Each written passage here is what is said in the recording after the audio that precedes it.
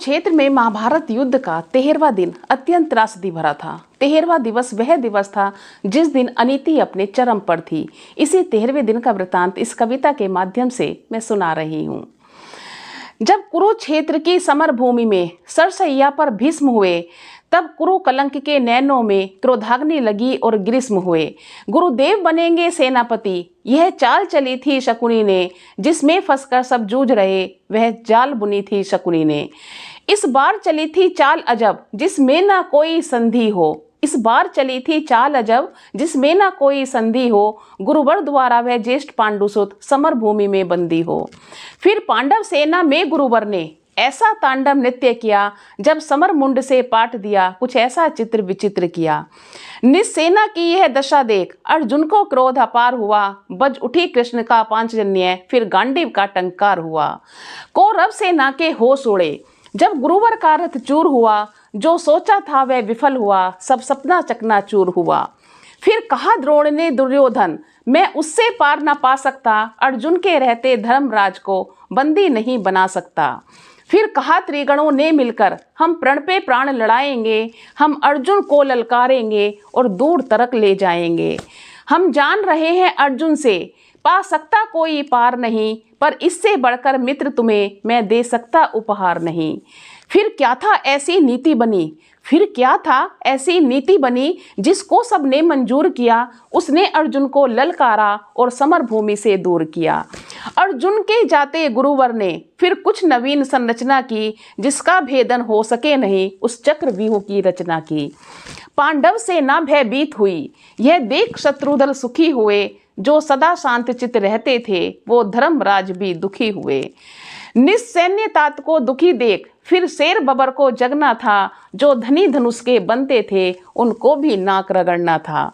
है उम्र 18 बरस मगर, यह बड़ा धनुष का धन्नु है। सबने देखा कोई और नहीं, यह अर्जुन सुत अभिमन्यु है।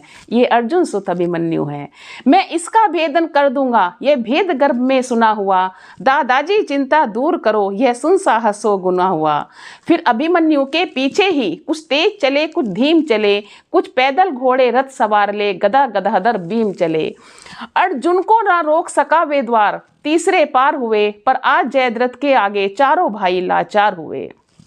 अभिमन्यु ने मुड़कर देखा, कोई ना पीछे अपना था। पर विचलित तनिक ना वीर हुआ, ऐसा ही उसका सपना था। कोई एक भिड़ा कोई दो दो संग, कोई ले झुंडों का झुंड भिड़ा। लाशों से पटकने लगी धरा, जब मुंड मुंड से मुंड मिला। दुर्योधन दुशासन विकर्ण, कृतवर्मा अश्वत्थामा को। गुरु द्रोण कर्ण को हरा दिया, फिर मारा शकुनी मामा को। वह कर्ण भिड़ा जो दुर्योधन के विजय के लक्ष्य की आशा था। वह कर्ण भिड़ा जो दुर्योधन के अंतर मन की भाषा था। वह कर्ण भिड़ा जो एक साथ 100 बाण चलाने वाला था। वह कर्ण भिड़ा जो दुर्योधन को विजय दिलाने वाला था। सब ने देखा वह अंगराज, रथ सहित धरा पर पड़ा मिला। कुछ चेत हुआ तो भाग गया, वह दूर सभी को खड़ा मिला। फिर दुर्योधन हो गया कुपित, ले सबका नाम पुकारा है। सब इस एक साथ मिलकर मारो, ऐसा आदेश हमारा है। फिर एक साथ भीड़ गए, सातों सातों ने ऐसा काम किया। रथ तोड़ सारथी को मारा, घोड़ों का काम तमाम किया।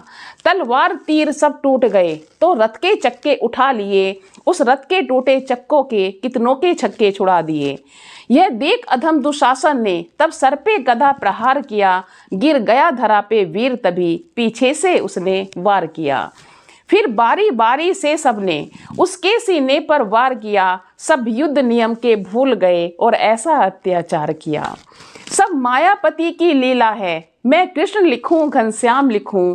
कितनों को धूल चटाया है, कितने कुरुओं का नाम लिखूं।